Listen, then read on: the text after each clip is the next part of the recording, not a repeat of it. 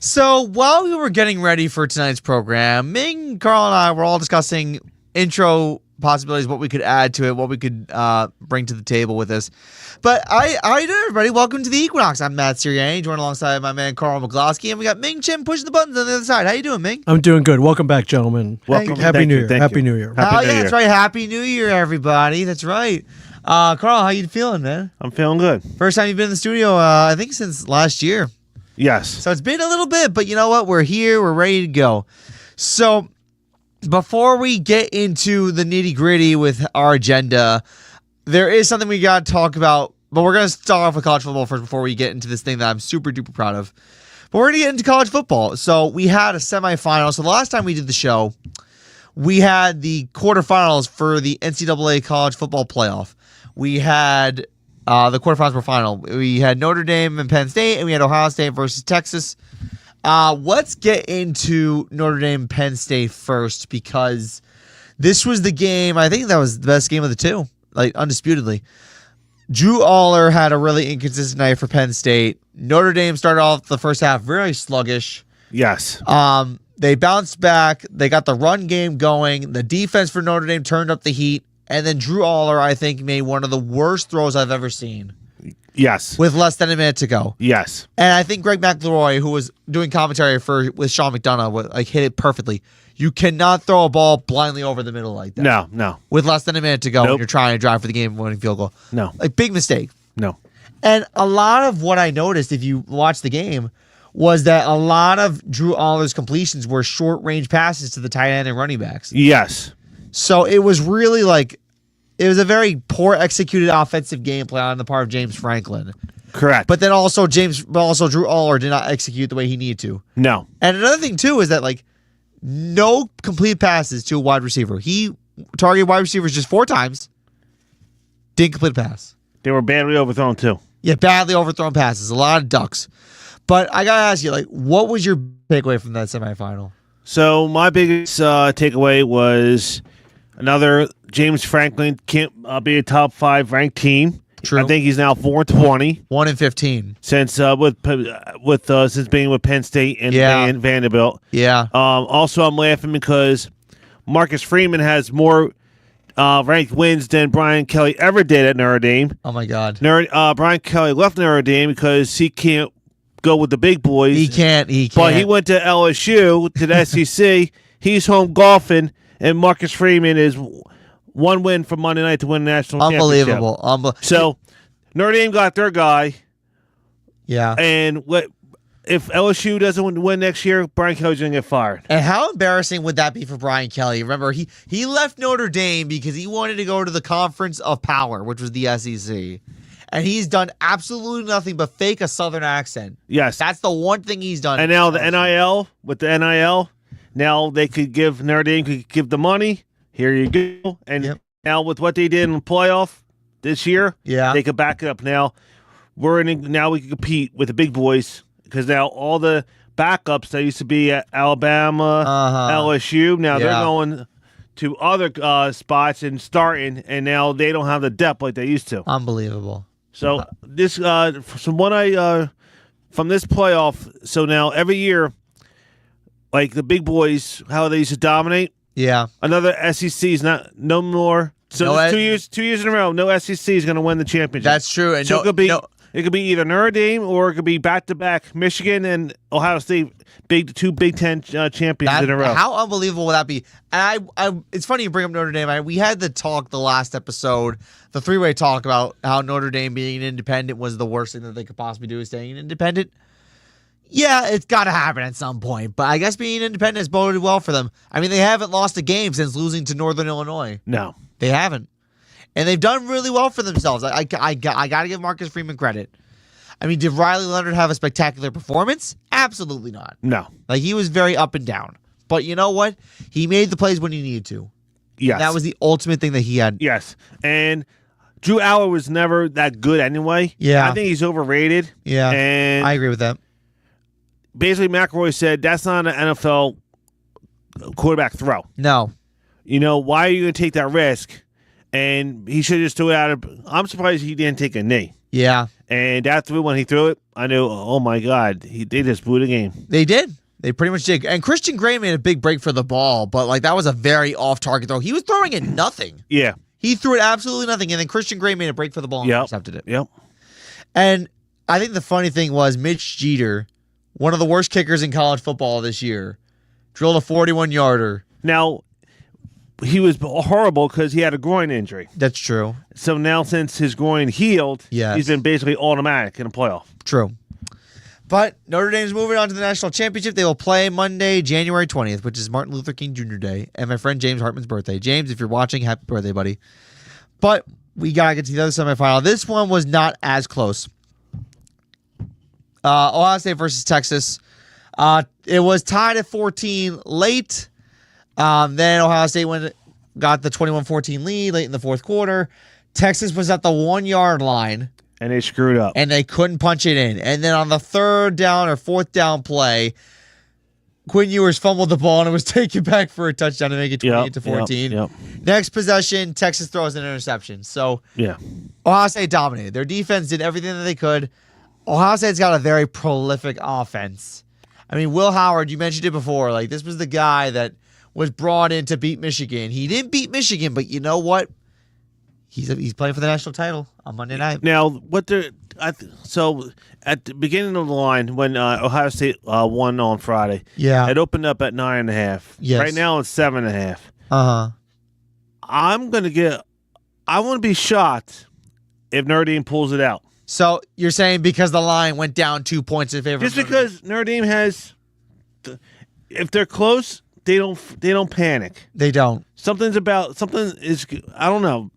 Something about him. I saw at the Indiana game I knew Indiana wasn't going to beat them, but the Georgia game and now what they did at Penn State, if their defense could play like what Texas did against Ohio State, and keep it close, I think they can pull it out. Yeah, I'm gonna because I'm a homer, so I'm gonna. You lean Notre Dame? I don't want Ohio State to win. Hey, listen. I want Notre Dame to win it. Hey, listen. I don't want Ohio State to win either. Like I said, there's a big connection between my family and Notre Dame, and I want Notre Dame to win. That being said, Ohio State is playing like a team possessed right now. They've been dominant throughout the entire postseason, and I'm not. I mean, here's my thing. Notre Dame was the big brother. Indiana was the little brother. Yes. The little brother tried to punch the big brother in the face, and it didn't work.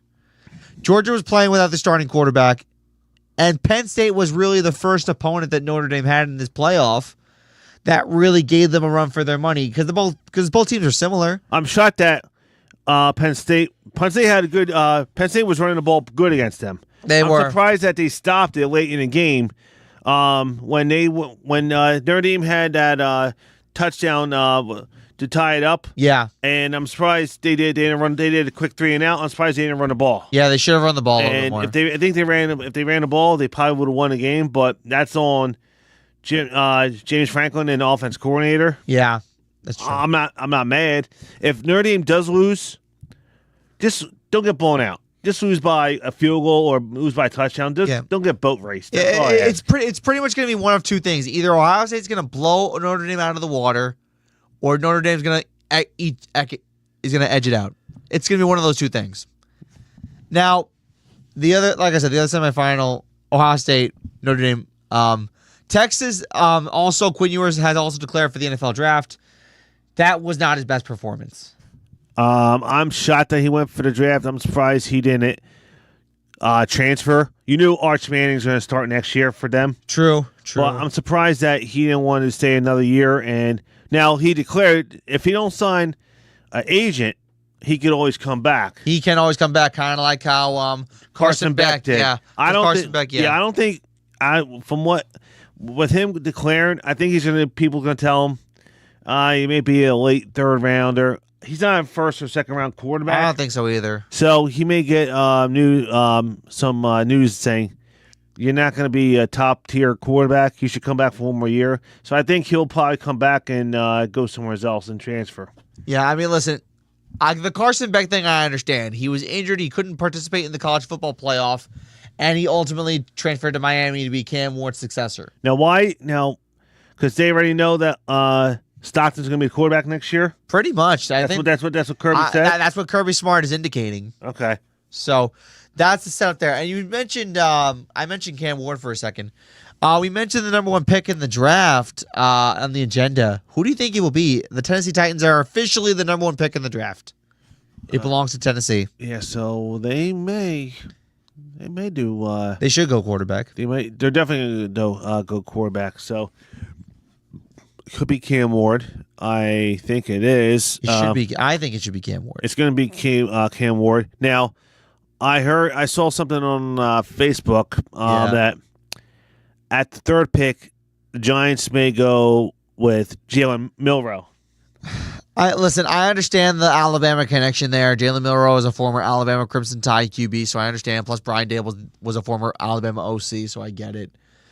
I'm just not really a big fan of Milroe because of his inconsistencies. The problem is with Beck coming back to school for another year and transferring, I don't know if you go with a quarterback, if you force a quarterback pick, kind of like how you did with Daniel Jones, or if you go to the smart route and you take Travis Hunter 3rd overall. Yeah, so Tennessee's going to go quarterback. And Cleveland's going to go quarterback because Deshaun Watson tore his Achilles again. He's going to be out for another year. Now, yeah, so they may do. So definitely Cam Ward is the top quarterback. I think he's number 1 worthy. So he's going to Tennessee. And then Cleveland. Cleveland's is number 2? Yes. Now, here's the thing. Is Cleveland going to go – here's the thing. Are they going to go and pick Shedeur Sanders just to pick him? Or are they going to basically – Watson may be out all of next year. He might be all out, yeah. So, if now you have the draft. Now, this is your thing. Yes. They could wait, but what if Minnesota doesn't franchise tag Sam Darnold? Darnold. Oh, yeah. Cleveland should go after Darnold. Oh, look at Ming laughing about Sammy D. He got poor guy seeing ghosts now. But that's the thing, you know what I'm saying? Because I think I don't think Rodgers come back to the Jets. Yeah, makes no sense. Yeah, I think Aaron Rodgers is going to retire. I don't know. They're saying he may go to the Raiders. That'd be a big mistake. That would be an absolutely big mistake. Ming wants to chime in. It looks like he's shaking his head here. Sam Darnold, his horseshoe or lucky rabbits fell out of his ass these last couple weeks. Come on, listen. Great job, 14 wins. Can't sneeze at that, but it doesn't matter. You don't win any playoff games. Oh my God, doesn't matter. Guy's first playoff game, he crashed back down to reality. Now they could. Now it's Sam Darnold. Now the Vikings. It's Sam Darnold. Come on, guys. Wait, what's the second coming of Joe Montana? Come on. Now the Vikings. It was never the second coming. It was just a phenomenal story. Now the Vikings can tag him. They can bring him back. Now, will he sign the tag or would he want to be a free agent? That's the thing. That's one of the puzzle pieces that's interesting because you mentioned Sam Darnold. I think after those 2 pitiful performances against Detroit and LA, I do not think the Vikings should take a risk bringing Sam Darnold back. No. Why would you? It was a great story. It was fun while it lasted, but you can't. You're better off having Daniel Jones in there. Come on. Come on. But like Cleveland's going to be interesting what they do in the offseason. And then what they do in the offseason, if they acquire Sam Darnold or if they somehow get Aaron Rodgers to join Cleveland, which I don't think he wants to do, that will determine whether the Browns do it number 2. But the Browns are set at everything. They have a good ground game. They have a good defense. Their offensive line is decent. It's just the quarterback position. And just imagine, you paid Deshaun Watson $230 million guaranteed. Right. And he plays like this. Actually, wait, I'm sorry. Cleveland can actually re-sign Jameis. I don't know if Jameis is. I don't think Jameis is the guy. I don't think he's the guy you plug in. I don't know if he was signed just for this year or he's a multi-year deal. So they can probably bring Jameis back. I don't know. Yeah, Jameis wasn't that bad either. He wasn't terrible. He had a couple good games. I think Dorian Thompson-Robinson should be cut from the roster.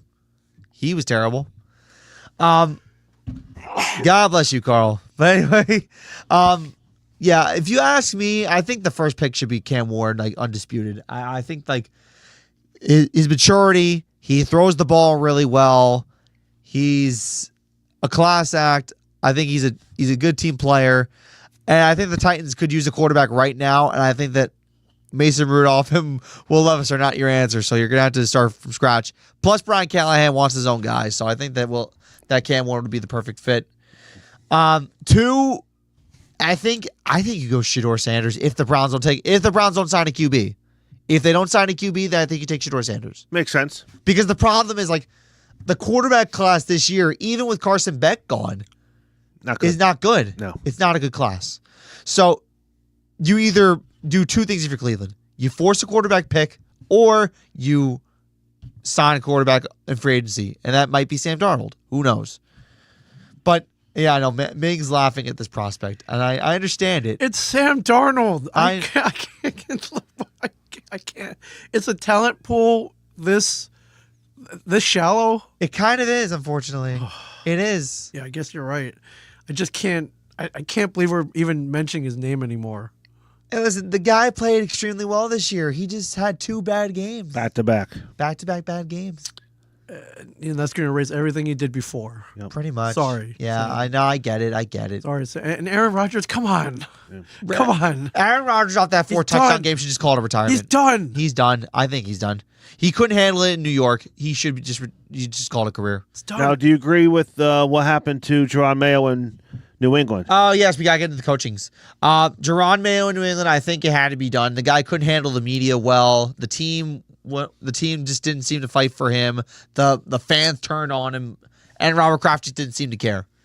So, with Jerron Mayo gone, Mike Vrabel's the next head coach. Now, my thing was, why didn't they give Vrabel last year? Your guess is as good as mine. I don't know why that guy was sitting on the couch last year. He was on the couch last year. You should have bought him in last year. Why were we going to do Jerron Mayo as his successor when you know Vrabel was on the couch? Just bring him in. You want to know what happened? I think Robert Kraft wanted to stick to hiring within the organization. That's what I think he wanted to do, to be convenient, and it wasn't working. So now you bring Mike Vrabel back out of coaching. He sat on the couch for a year, got his mind straight again. But then there was also a surprise omission that we didn't mention the coaching carousel. Mike McCarthy is gone in Dallas. Shocker. Well, this was wrong because what Jerry Jones did was basically disrespectful. He said, he can't talk to the Bears. Yeah, you can't talk to the Bears, yet you fired him. And then you fired him anyway. Okay, you should grant him services to so he can interview for the Bears. Yeah. You know what I'm saying? So now he wants to go after Deion Sanders. I don't think Deion Sanders. Oh my God. You know what? Oh my Let God. Deion Sanders go. Let Deion Sanders go to the Cowboys. It's gonna be more of a circus. You know what? Go Deion. Go to Dallas. I'm telling you, Dallas is going to be Dallas because if Jerry Jones doesn't, they go for the big money hires all the time. If Jerry Jones doesn't get the players for them, they're still not going to win. Yeah, I'm sorry. Pretty much. They're not going to be better than the Eagles next year, and they're not going to be better than the Commanders next year. Yeah, and my thing is too with Dallas. Deion Sanders is a former Cowboy, so I understand that. But you know what? You don't bring in a guy who has a shady reputation in college just because he's a former player and you're the Dallas Cowboys and you want to bring in that big name hire. Like, it's just not going to work. Plus, Jerry Jones and Deion Sanders are 2 massive egos. So just imagine that in the front office. You don't want that. And I know, like, I heard one of the rumors specifically was like, Deion Sanders would bring his son Shedeur. The Cowboys would trade up. Not happening. No. They just paid Dak an extension. Yeah, they're not. No. They're not trading Dak. Like, no. This Deion Sanders thing makes absolutely no sense. But here comes another problem. The candidates for coaches this year is also shallow. Other than Ben Johnson of Detroit and even Aaron Glenn of Detroit, other than the 2 Detroit coordinators, the talent pool for coaches is bad. It's very, very bad. We're getting to the point now where Deion Sanders is in consideration. Well, they're saying that McCarthy's going to go with the Bears. You know what? I wouldn't mind that. He's going to go with the Bears. They're saying that Robert Saleh is interviewing. I heard Pete Carroll's in consideration as well. You heard the Raiders rumor too, right? I heard the Raider rumor. Yeah. Oh my God. That rumor being their Belichick's phone is ringing off the hook. Yeah, because now they realize NFL organizations realize, wow, this coaching cycle is really crap with candidates this year. And he's a man who's been known to break a contract. So. He did it with the Jets. I don't blame him, but we'll see what. And his boy is minority owner? Yeah, Tom Brady. Brady's part minority owner. But didn't the two not get along or something like that? They got along for all those championships. I'm sure they can. I think they can put their differences aside. I don't understand that. Plus, money heals everything. So money heals all wounds. So yeah, the Raiders were opening. The Bears aren't opening. The Cowboys aren't opening. The Jets, the Jags, the Saints are also open. I won't be surprised if the Bengals, if they get rid of Zach Taylor. Not now. I don't think so now. I think the Bengals finished the season way too strong to give him back one more year. One more year. Well, they did fire Lou Almirono, their defensive coordinator. Okay. No surprise, because the defense was horrible this year. We are going to get into our playoff games later on today for today's episode, but I do want to bring up, while we were on the discussion of college football, can we please pull up the one reason why I'm so happy today? So, to bring into perspective, the NCAA women's basketball have announced that their athletes will get paid for the NCAA tournament. Now, why am I so happy about this? Because 4 years ago, this is what the women were dealing with. So on the left side, this is what the women were working with. They were working with baby weights and a blank room while the men had a full-scale gym. And worst of all, the men had a all-you-can-eat buffet to get ready for the games. The women had takeout. And if you don't believe me, listen to this woman right here. I got something to show y'all. So for the NCAA March Madness, the biggest tournament in college basketball for women, this is our weight room. Let me show y'all the men's weight room.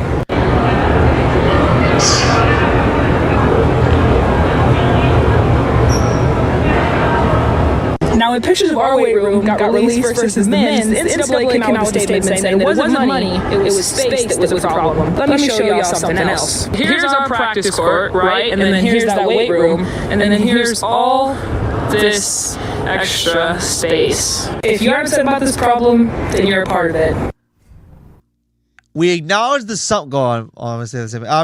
We acknowledge that some of the amenities teams would typically have access to have not been as available inside the controlled environment. In part, this is due to the limited space, and the original plan was to expand the workout area once additional space was available later in the tournament.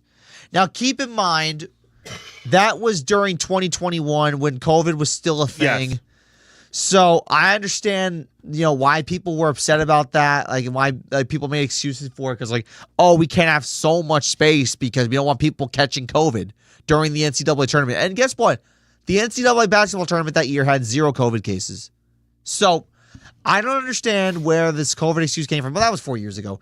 But they've come a long way, the women. And you know what? The talent pool for the women's college basketball scene has risen up. And I know you had a little couple comments that you wanted to chime in on when it comes to the women getting paid finally. What's your take on this whole thing? It's time. Equal rights. I know we're in this time now that they should get, if not the same, close to the same as the men. Okay. I don't. As long as it's say the men get a little bit more, but not too much more. At least it's a little bit close.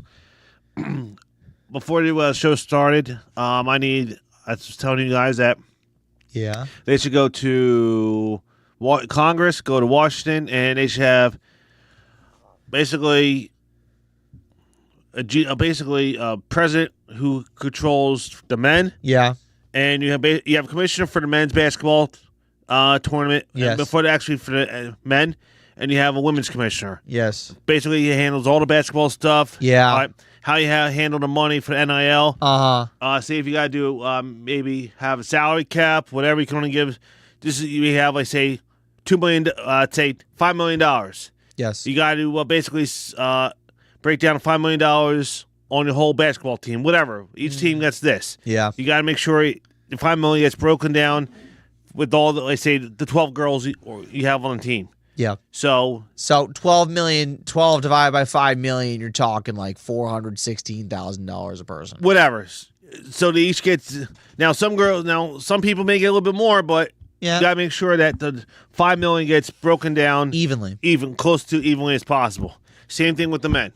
The men may get a little bit more, but the top guys can get say $1 million, but make sure the other guys you're getting close to what they deserve, and they're not.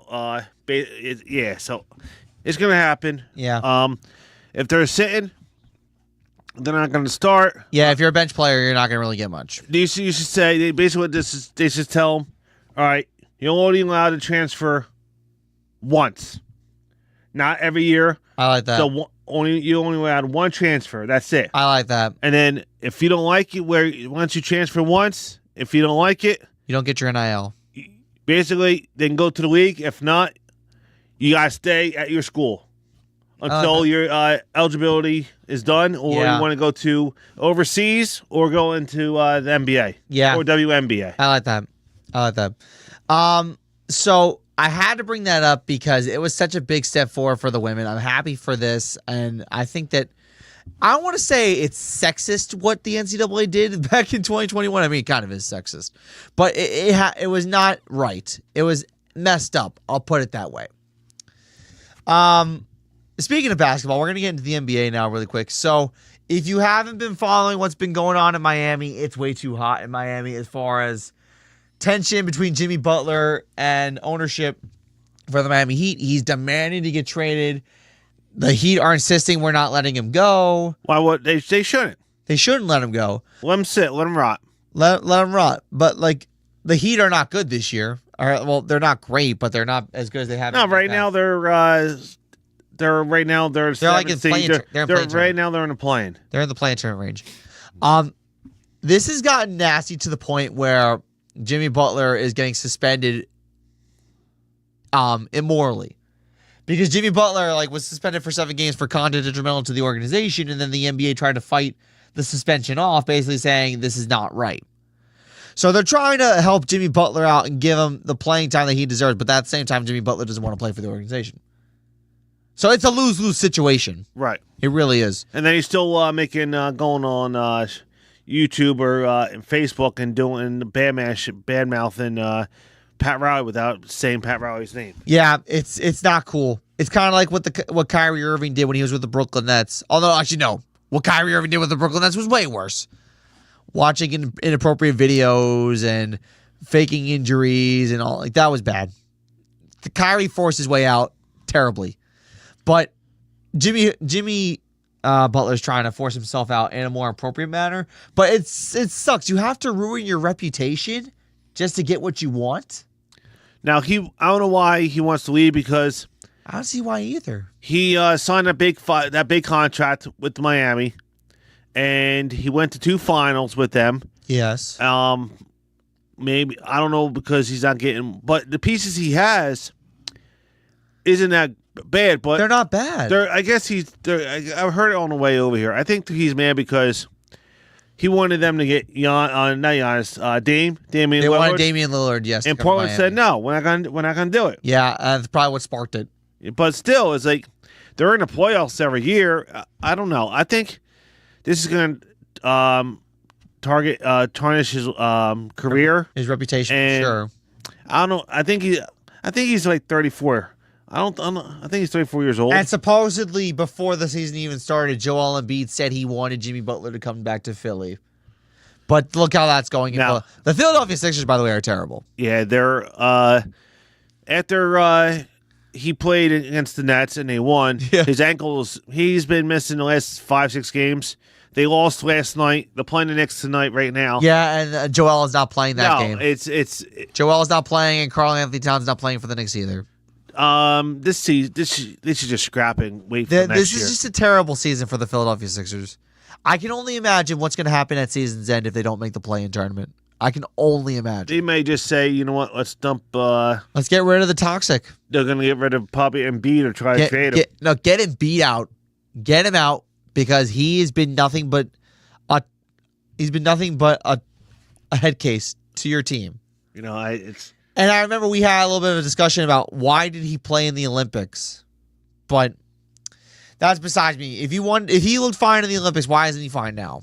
I don't know. Like that whole thing. He missed 5 games on guy doesn't play back-to-backs anymore. Rolled ankle, and I feel sorry for Nick Nurse because he doesn't deserve this. He's basically okay. The guys are in, and then late they're in, they're not in, and now he's got to make shift his lineup and then his rotation. Yeah. The game last night, they kept it close, but they weren't going to beat the Thunder without no Paul George. No, and, they weren't. No, and Embiid, Joel Embiid. It's bad. It's just a terrible feeling. And Tyrese Maxey, I feel bad for him. He's doing everything he can to keep the team's morale high. No, they're going to probably get rid of Embiid after the year. Get rid of the head case. Get rid of him. Anyway, next up we got the Golden State Warriors. They started 12-3 to begin the season. Then they lost to Toronto, I think last night or a couple nights ago. Fans are getting pissed off. Steph Curry and Draymond Green look absolutely washed. They lost Klay Thompson in the offseason. Steve Kerr doesn't have any answers. I mean, I don't know what you do if you're Golden State from here. I think to me, their window is closed. Well, that's on them because they could have re-signed Klay, but they said no. Yeah, Klay didn't want to come back. They didn't offer Klay a contract, I don't think. No, they didn't. They made him walk. And Klay's playing good in Dallas. Yeah, he's doing good for himself. But it's amazing. You let Klay Thompson leave, and you keep Draymond Green. And Draymond Green has been an absolute disaster. And Steph Curry, I mean, he played phenomenal in the Olympics, but he hasn't really been shining as bright as we thought he would. And then Trace Jackson Davis, one of their centers, hasn't been too spectacular either. They're looking for some depth in Golden State, and they currently don't have it right now. And it's unfortunate because they really deserve some type of culture in Golden State. They need to have like a backup, like a next generation of players, and they didn't really invest. They rode with Steph. They rode with Klay, even though he was injured for 2 years. They rode with Draymond Green despite the antics, and it hasn't worked this year. But it's amazing. They could miss the playoffs after starting 12-3. No, they're going to miss the playoffs. They need to miss the playoffs so they can get a top tier. They can get a top draft pick. They're going to probably reshamp the roster after the season anyway. Yeah, I can agree with that. Now, while we're on the subject of California basketball, we do want to pay a shout out to the people of Southern California. For those of you who aren't aware, wildfires in Southern Cal in the Burbank, Los Angeles area sparked of plenty. 12,000 houses were burned to ashes, and it got to the point where people are now looting burned houses and taking property from burned houses in California. There are still wildfires that have not been put out yet. They've been talking about this on the news every day for the last couple of weeks. Steve Kerr lost his house. JJ Redick lost his house. They had to move the Rams game to Arizona because they couldn't play in California because of the terrible conditions. A couple Laker games were postponed. A couple Clipper games were postponed. LA Kings games were postponed. Southern California. Hey, Sal, how you doing? Southern California sports was just put on hold, and unfortunately, it's just not exactly where it should be at this rate. So if you're in Southern California, you know, we feel bad for you. Like, you don't deserve this nonsense. How's it going, Sal? How you doing? But like, it's kind of like when I heard the looting part, I was disgusted. I was even more disgusted the fact that people were laughing online about this. So you're telling me 12,000 houses get burned down? People are stealing expensive jewelry and equipment from California houses that were burned down, and all of a sudden it's funny. No, our thing is we don't like to talk about politics and we don't like to talk about politics and government issues and all that stuff. But my thing is, didn't they know? Didn't the mayor? Didn't they see this coming? That okay, we may have this. Why? Let's get everyone ready just in case it happens on ground. Fight this thing. Yeah. To prevent it. And you know what I'm saying? They were not prepared for this. They were not prepared for this. Honestly, I'm not going to say names. I'm not going to mention political stuff, but like California has got to prepare better for that. And California is known for their wildfires. This isn't like something out of the blue. Didn't one happen last year? Yeah. Wildfires happen every year in California. And supposedly, like, I'm not going to say it. The fire department there is like supposedly scarce in California, which is horrible to say, but it's true. Like I said, Southern California, we're here for you. I hope that everything turns out. Now, I don't know if they're in a jail like how we were. I don't know if they haven't gotten enough rain, and the humidity is like so low. That's why it burned. That could be part of the reason for the wildfires. Could be. Because Southern Cal, LA is like sunny all the time. So there's that. I want to get into baseball really quick because we do have a couple of interesting things to discuss. We are going to get into Roki Sasaki before we get into the Hall of Fame tracker because the Yankees have said that Roki Sasaki has dropped out of their interest, and it's down to 2 teams. It's down to the Dodgers and the Padres. Do you imagine? You know what's going to happen, right? If he's going to sign with the Dodgers. He's going to sign with the Dodgers. Because why not? Why not go to the place where all the Japanese prospects go to? I don't get it, man. I guess what's going to happen? They're going to have deferrals in his payment. I don't get it. They're going to have deferrals in his payment. Why not? We defer everybody else. Let's just defer his payment too. You know. It's just disgusting. How do you get by with this? Not if they have a salary cap. Not if they cap it. Not if they cap the league. Please give me a salary cap. Please give me a salary cap. Because this is inexcusable. All right, Sal, who's winning? The Sixers or the Knicks? I think, Sal's in Wells Fargo Center covering the game right now. So speaking of them. Yes. They rejected the $1.2 billion complex in Chinatown. Yeah. They're not doing it no more. They're not doing the stadium anymore? No, they're actually going to build one back now in South Philadelphia by the complex. Because I remember one of the things I put in the agenda for the show today was the fact that they were going to have this amazing stadium built. Not no more. Yeah, not anymore. They backed out. Wow. They backed out. So now they're going to be They're going to be in South Philadelphia. They're going to have one right by where the stadium is now in the complex, somewhere in South Philly. Wow, I got really excited, and you just Talk about a broken promise. Oh, my goodness. Well, it made sense because there's no place for Chinatown. There's no place for them to park and all that. Well, you would know Philadelphia better than I do. You know, like, so you probably know. Like, no, they were saying basically they're going to destroy like the rich history of Chinatown if they build that thing there. I don't know. I'm glad. You know what I'm saying? You don't want to wreck a neighborhood. I don't know. I'm Chinese, dude. I've been in that Chinatown. Like, built the stadium there. What rich history. Some great restaurants there. Some cool places, but it's not. You're not destroying the culture or anything. Oh, that's what it bring a lot of revenue to that area, man. They were down there and saying, having their big old signs like "Don't build, don't build."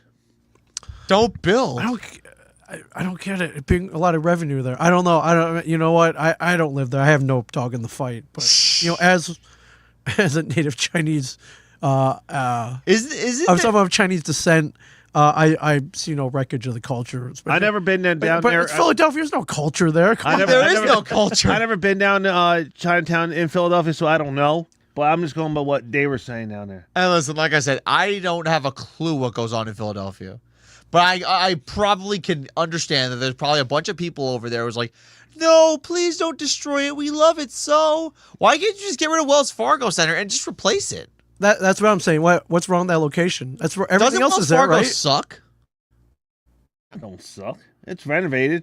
They just didn't want to be down there. They want to go further in the city. Everything else is there. I like that area. I know when I get down there, I know what I'm getting. Yeah. I mean, all the stadiums. Yeah. It's nice. Well, you have Wells Fargo, then Citizens Bank, and then Lincoln Financial, like a triangle. Yeah. Yeah. They share all the parking. Like, yeah. I don't know. I think it works, but I have no dog in the fight, so I'm going to shut up now. But I don't see a problem putting an athletic complex in Philadelphia. I really don't.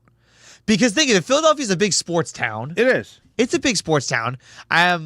I also heard like a little rumor that like people are upset that there's no WNBA team in Philadelphia. I don't understand why, but will be soon. I'm going to pull it up.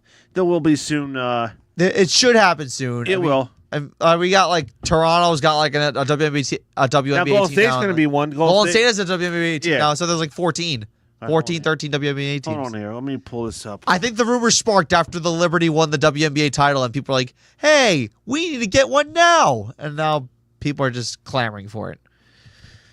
But I think Philadelphia deserves. I mean, they got the Rocky statue. They got the 3 sports stadiums together. The Flyers, actually, are the Flyers any good this year, or do they stink? They're not that good. They stink? Yeah, I got my answer. The Sixers are down by 11. Sixers are down by 11? Oh, boy. Yeah, I got my answer. Oh, boy. Hold on here. Let me see. All right, so Carl will give us Sixers updates if needed. So there was that. Also, I do want to give an update.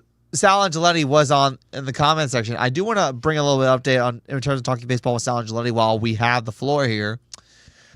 Talking Baseball with Sal Angeletti is going to be a part of Rider University Public Radio. John Moses, the general manager, talked with Sal and I. We were at the meeting. It was a very productive meeting. Being a part of a college radio station is great because I think college radio stations are a big community thing. And there's also the bigger chance of getting sponsors. We are also looking for sponsors for Talking Baseball with Sal Angeletti. One of the things I mentioned was, like, when we were doing WBCB in Pennsylvania, a lot of the sponsors that I knew, a lot of the connections I knew weren't willing to sponsor because it's in another state, which I completely understand. So if you're a sponsor in New Jersey and you want to sponsor Talking Baseball with Sal Angeletti, hit me up. I'm not going to give you my number over the airwaves on Facebook because that would just be plain right wrong. But yeah, no, we're looking for sponsors. You're working with a good team here. The first show for Talking Baseball on Rider University will be on February 25th, which is a Wednesday, I believe. I think I'm right about that. Wait, hold on. February 25th. Tuesday. It's a Tuesday. Oh, I'm wrong. So Tuesday, February 25th, we will keep you in the loop every episode about what goes on, sponsorship updates, etc. But we're really excited about this chapter, and we're looking forward to it. Also, this is going to spark Carl's interest here. One of the shows is a student production for Rider University. It's called Bronx on Broad. So it's 107.7 The Bronx. Yes. Or Bronx on Broad. Yes. And they are an all Philadelphia sports crew. Nice. All Philadelphia. Nice. I forget the kids' names, but they're like 3 kids. One's a senior, one's a sophomore, one's a freshman. Okay. And they're really, really intelligent with Philadelphia sports. They make like silly little wagers every show. They're really good. So if you're looking for a Philadelphia sports talk show to listen to, Bronx on Broad. I gotta look. You can follow them on Instagram. I follow them on Instagram. They're great. I'm trying to collab with those youngsters. I love college radio. But that's that. But we're going to get back right into baseball real quick. Obviously, Roki Sasaki we got into. We also want to give you an update on the Baseball Hall of Fame tracker. Ming, if you could please pull up the Hall of Fame tracker right now. So remember the rules, folks, for the Baseball Hall of Fame. You need 75% or more on the ballots to get in the Baseball Hall of Fame. We have 4 names right here. We need to zoom in there. Yeah. So that's the ballot right there. Ichiro Suzuki is a perfect 100%. If I can look over there. There we go. So this is as of today. Ichiro's perfect 100% so far. CC Sabathia has 93%. Yeah. Billy Wagner, his last chance, is 84.4%. Beltran. And Carlos Beltran's at 80%. Throw those ballots in the garbage can. Throw them in a garbage can. Also, Andrew Jones just on the outside looking in. He's at 73.8%. Okay. And then from there, A-Rod actually picked up a couple percentage points. He was at 40.6%. Andy Pettis at 33%. Hey, Andy, look at you. Saw you at Fanatics Fest. You're a great guy.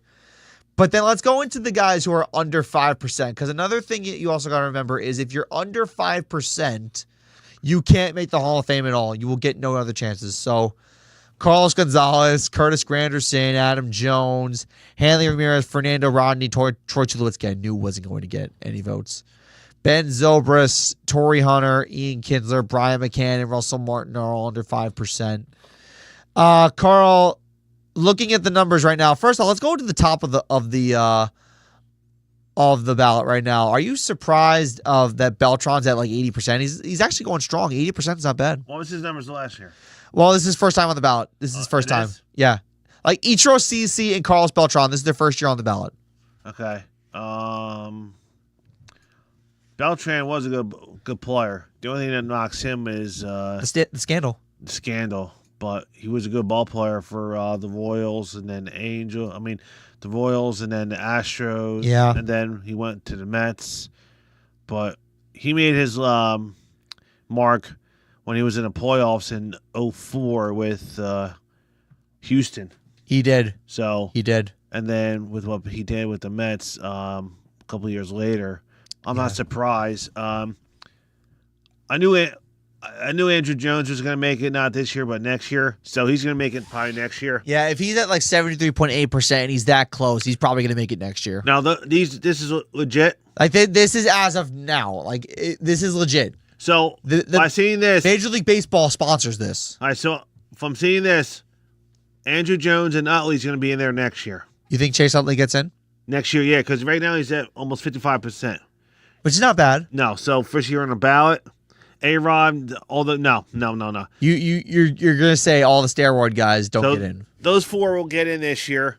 Yeah. You still have the maybe senior committee. Yeah. The senior committee. That's correct. So I won't be shocked next year if it's just Jones and Chase Utley. Yeah. Well, yeah, I'm not sure. I think those 4 are going to get in. Yeah, I think Ichiro Suzuki has a high chance of being unanimous. Like I gotta make a case for Ichiro why he should be unanimous. He was a big pioneer for people in Japan who were looking to go to the United States to play baseball. And not only was Ichiro like the first Japanese Chinese person to break through, he broke through in a big way. And if you add his stats in Japan with his MLB stats, he has more hits than Pete Rose. But the thing is, like, Major League Baseball doesn't want to count Japan and Major League together. So technically Pete Rose is the all-time leading hitter. But Ichiro's numbers in Japan and in the US should count. And then CC Sabathia had 3,000 strikeouts in his career. And he was a great postseason pitcher, too. People forget how great CC was in the postseason. Very, very solid. If the only thing about him was if he watched his weight a little bit earlier in his career, yeah, he would have had more. His numbers would have been better. Now in 2008, with when he was from Cleveland, when he went to the Brewers, and he made him pay, basically pitched them into the playoffs. He was pitching every third day at down the stretch to win. Right. Now his last couple of years with the Yankees, how he was slim. If he was in the beginning, a couple of years in the beginning with Cleveland, and then his early years with the Yankees, I think it would have been less tear on his knee. Yeah, his knee gave out really quickly. And I think he would have had more wins. Yeah. His win-loss record isn't fantastic. But you know what? The strikeouts are there. The postseason record is there. I think CC's like 93%. We saw the number. I think he's the lock for the Hall of Fame, in my opinion. And then Billy Wagner, he's trying to get in on his last try. I mean, this is his last chance. So, and 84%, he's going strong. So he'll get it. So now with being 84 this year, so say if he misses it by a hair, he's out. He can't get in. I think next year the senior, they'll step in. Yeah, and then they'll get him in. Yeah, I mean, listen, it sucks to be missing out on the Hall of Fame on your last attempt. Although if you're a guy like Kurt Schilling and you basically cried wolf about the Hall of Fame after you didn't get on your last attempt, that's not going to give you any. Well, he talked too much. Yeah, Kurt Schilling was a head case. Plus, his political beliefs also didn't help him. No. So it was very, very adamant that Kurt Schilling just didn't belong. But Billy Wagner looks very strong right now. The final results for the Baseball Hall of Fame will come out on January 21st. Okay. So that's when the final percentages will come out. Okay. Next Tuesday. Yes. Okay. So in 6 days. Okay. Now, to wrap it up, before we get into Carl's punishment, which we promised weeks and weeks ago, we are going to get into quick little recaps for the playoff games for the wild card weekend. We have mentioned a bunch of times Sam Darnold looked like he saw ghosts against the Rams in the Arizona game. Sacked 9 times, turned the ball over quite a 3 or 4 times. It was just not a good day for Sam Darnold. Rams win 27-9. Eagles, your Eagles get a touchdown on the first drive after a turnover on a kickoff return. They don't really explode on offense. I think A.J. Brown had 10 yards receiving on 1 catch. That's all. That was it? That's it. You're going to have to do better than that against the Rams. They will. So, anyway, Eagles win that game 22-10. And I am in a bracket challenge, by the way, for the NFL playoffs, where I have to hit the margin of a game and also pick the winners correctly. I said Eagles by 12 on a sports symposium, and I was right on the money. Okay. So I'm in first place because of those. I got 12 points for just picking the margin correctly. Okay. So 22-10 was the final. Philadelphia won. We're gonna get into the biggest shocker, not in terms of seeding, but also in terms of what many people believed in. The Los Angeles Chargers got score-gamied by the Texans. I was shocked about that. I couldn't believe Justin Herbert threw 4 interceptions. That's why. Against a terrible Texans defense. That's why. And C.J. Stroud didn't play phenomenally well, but he played well enough to keep the offense going. It was 32-12 final, Houston over Los Angeles. Yeah. Very, very shocking and very disappointing. Yes. The Commanders upset the Buccaneers. I had this going all the way. I knew the Buccaneers were in for a letdown. Jane Daniels converted a amazing third down into a first down late in the game. Doinked off the crossbar, Zane Gonzalez. Yep. Commanders won 23-20. Yep. They're moving on to Detroit to play the Lions in the divisional round. Yep. And then we also had the Bills just mollywop the Denver Broncos from goal to post, 31-7. Yep. And then we also had the Ravens handling the Steelers pretty well. They took care of them easy. They ran the ball down their throat. Yeah, they ran the ball down the throat. I think they had over nearly 300 yards rushing. They needed 1 yard to hit 300, and then John Harbaugh just said, let's just take a knee. Yep. And fans in Baltimore were pissed about that. But you want to know what pisses me off even more? The Steelers basically were like nonchalant in the locker room. It was like the last day of school, from what I heard. It was like the last day of school where they were like, oh, okay, all right, see you next year. See you next year. Oh, good year, guys. How horrible is that? They basically just didn't. They acted like they didn't care. They lost 5 straight games. Yeah, including the Pell game. They were 10-3 to start the year. They lost their 4 last regular season games, and then they got pounded by Baltimore. Embarrassing. And now there's talks about whether or not they want to trade Mike Tomlin to another organization, which I think would be a really stupid move. But hey, if they're not dumb to do it, he said basically Mike Tomlin laughed at it, but. If they're that stupid to do it. I think they're that dumb. Yeah. I think they're that dumb. This organization has given up, and they're basically profiting off the fact that, we have 18 straight winning seasons. Who cares? Who cares? They need a quarterback. That's what they need. They need a quarterback, and I can tell you right now, Justin Fields is not your answer.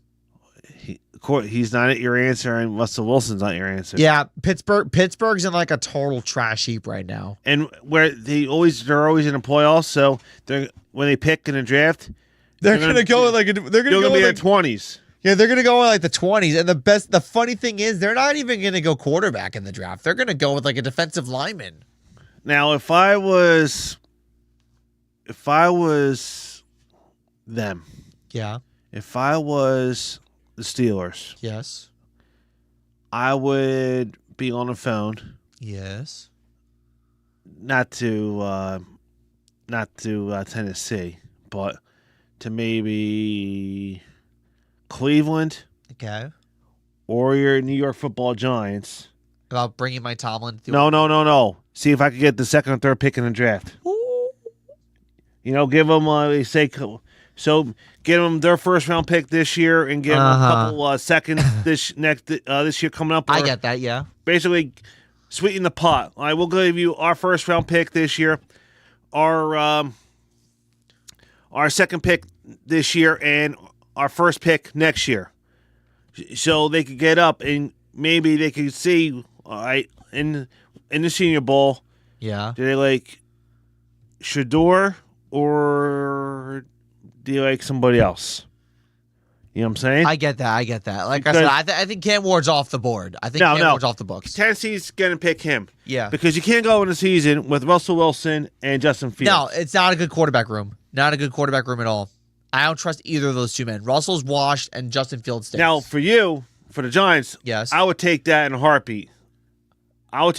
So you would have, basically, So you're saying we would trade from 3 to 20, whatever. Yeah, so whatever the Steelers would be getting. So you'll get their first round pick in the 20s, but you'll get your second round pick and their second round pick. So you have 2 twos. Okay. And then if they give you, say, their first next year and their second next year, you get 2 number 1s and then 2 number 2s next year. It makes sense. The Giants are trying to rebuild. My question is, is there even a good quarterback in the second round that the Giants could take? Maybe Jackson Dart, but I'm not sure. I mean, actually, Jackson Dart doesn't sound bad, actually. Jackson Dart sounds pretty good. And then maybe Giants could maybe trade back up into the teens because Jalen Milroe's not your guy. No, I don't believe so You know what either. I'm saying? No matter how many people bring up the Alabama connection, it doesn't work in the NFL that way. It really doesn't. But there was that. Then there was, like I mentioned, I think I mentioned all the playoff games. Yeah, I did. So we're going to recap all. So we recapped all the playoff games. Now we're going to pick every game in the divisional round based on the spread, because you know how it works here. You know how we go. We picked based on the spread here, folks. And I hope that Yahoo Sports can upload. If not, we can have our fact check. Oh, no, we're good. We're good. Okay, so we're going to start off with the Saturday games. First off, we got the Kansas City Chiefs at home against the Houston Texans. The Chiefs are an 8.5-point favorite. Man, I want Tennessee to win so bad. You mean Houston? Sorry, yeah. I want the Texans to win so bad, Houston. Yeah. But I don't see it. I want the Chiefs to lose so bad, but I don't see it.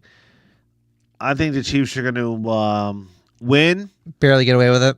But, yeah, they'll probably win by 7. So they win, but they don't cover. Ming, what are you thinking? I agree. Chiefs by 1 touchdown. Chiefs by 1 touchdown. I'm going to say the same. I think they win by 4. So the Chiefs don't cover, but they win. Next up, we got the Detroit Lions at home against the Washington Commanders, and the Detroit Lions are favored by 9.5. I like the Commanders to pull the upset. Yes, because I'm not impressed by Detroit. I think they're overhyped. Jaden Daniels is going to give the Lions some trouble because he's not Sam Darnold. If something's there and pocket breaks down, he's gonna roll. He's gonna run and get the yardage. I mean, the one thing I will say to agree with your point is that the Lions haven't really played a mobile quarterback this year. They haven't. But I think that's a far-fetched thing to say that the Lions are gonna be upset. A rookie quarterback starting his first NFL playoff game goes on the road and did what he did. Yeah. I think that they're going to pull that. They're going to have that momentum. Detroit is sitting, and Washington plays good defense. And I don't see the Lions. I think Washington's going to beat them outright. Ming? Is anyone confirmed coming back? They're a little banged up. Is David Montgomery coming back? Montgomery is coming back. Okay. Still be a little rusty. The Lions are a team of destiny this year. It seems like it, right? I don't know if they'll win it all, but they could reach the Super Bowl, That's what I'm thinking. which is fine. Which would be fine, I think, with most Lions fans. Yeah. Commanders eked it out last week versus the Bucks. Yeah, they weren't supposed to win that game. Yeah, it's gonna be close, but I'm gonna pick the Lions. Lions by 3. Okay, I have the Lions winning by 10. I think they cover this. I think that this Detroit team, like we said, is a team of destiny. They're at home. It's going to be loud in Ford Field. They're going to get some reinforcements back. I think that the Commanders have had a really good season. They're a young team. I think they're going to be great in the future. They had a really good playoff game against the Buccaneers, but I think that they're going to fall short here. Next up, we got Cardinals Eagles at home against the Los Angeles Rams, and the Eagles are favored by 6. Eagles are going to cover Easily? Last time they played, they won by 17 points. They ran almost. That was the Saquon Barkley game. They ran the ball for over 300 yards. Saquon had 255. They don't need Jalen Hurts to. All you need to do is don't turn the ball over. They're gonna try to. They'll hand the ball to Saquon. They'll win by easy. They'll win at least by a touchdown. Okay. Ming? I say Eagles by 14. You know what? It's funny. Yeah, Jalen's just got to lob it up, man. Like easy. He's got an easy week. And it's funny. AJ Brown gets pissed off about his target share and then does great the next game. That's how it's been this season. I was more worried that if the Eagles had to play the Vikings than the Rams. Really? Yes. Okay.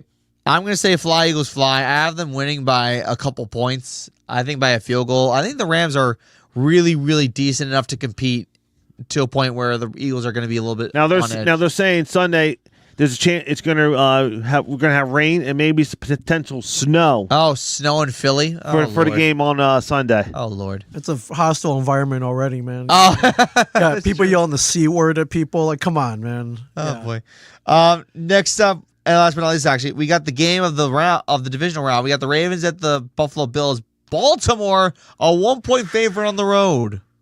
Yeah, because Derrick Henry ran the ball for almost 200 yards last week. against And Pittsburgh. then the last time they played Buffalo earlier in the year, he had a freak game against Buffalo. Yeah. Now the thing with them is, all right, you stop Derrick Henry, and you let Lamar do his thing. Yeah. Something about the Bills. No one thought the Bills were going to do anything this year. I have the Bills winning. I think the Bills are going to win outright. I think the Bills will win outright too by 3. Ming, what are you thinking? This one's definitely going to overtime. It's going to be a great game. I'm going to go Bills will kick that field goal to win it in overtime. I have the Bills by 3 as well. It's going to be a great game, though. It should be. Now, the college football national championship, this is the last spread that we're going to pick. And the Knicks are up by 14 over the Sixers, by the way. Yeah, it's no. So, Notre Dame, Ohio State favored by 8.5. Well, I have to go with Notre Dame to win. I want the Irish to win. So I want the Irish to win too. Well, 8.5 is a lot of points. Let's say if Notre Dame doesn't win, I think they'll cover the 8.5. I'm going to go with Notre Dame outright. I'm going Notre Dame outright. Outright. Okay. Yeah, because I gotta go homer. You know what I'm saying? I gotta go homer. All right. I got. It's like if Rutgers was playing in that against Ohio State in a championship game, he would go with Rutgers, right? Oh, absolutely. Even though I know we'd get our asses kicked. I have to go with Notre Dame outright. You know what I'm saying? I'm a fan. I can't go. I like Notre Dame, and then they're only going to lose but cover. No, give me the Irish. Okay, I think I know what Ming's going to say for this one. Yeah, I can't live in a world where Ohio State is declared the BCS national champion, even though Michigan kicked their asses. Hail the old Notre Dame! Those gold helmets will blind the Buckeyes. Will be a close game, but Notre Dame by 3. You know what? My mind says Ohio State. My heart says Notre Dame. Do I have a coin? Yeah, we're going to a coin flip. Yeah, I'm going to. Do I have a quarter in here? I got a quarter if you need one. I do. Okay. 1 American quarter. Okay. Heads, Notre Dame. Tails, Ohio State. Ohio State. Sorry, Ming. I had. Coin's never wrong. Is that what you're telling me? Hey, listen. Did you ever hear the saying "tails never fails"? I haven't. But I always pick tails. I always heard heads are always right. Well, according to my cousin Ryan Barringer Jr., who's a master gambler, tails never fails. But before we go, we have one more thing to do. If you've been following the show, you know what's coming. Yes. Carl's finally going to do his punishment. Yes. Ming, hit it. All right. And this is the karaoke version here, Carl. Here we go. Can you hear him? I can hear him. I'm just waiting for the words to come out.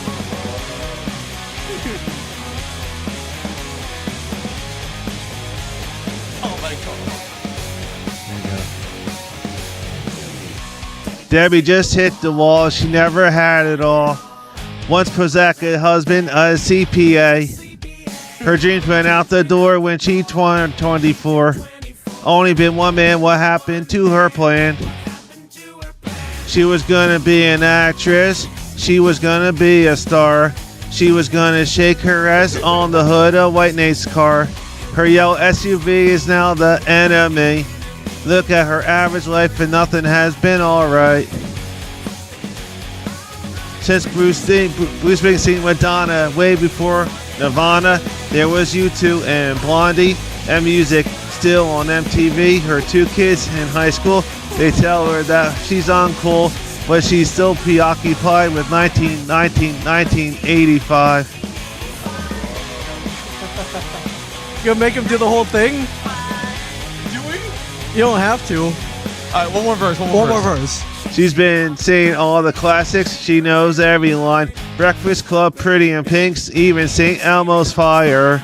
She rocked out to Wham, not a big Limp Bizkit fan. Thought she'd get a hand on a member of Duran Duran. Wears a miniskirt made of snakeskin.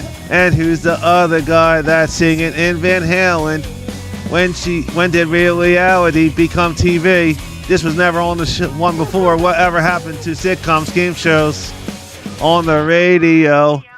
Springsteen, Madonna, way before Nirvana. There was U2 and Blondie, and music still on MTV. Her two kids in high school, they tell her that she's uncool, but she's preoccupied with 1985. All right, that's enough.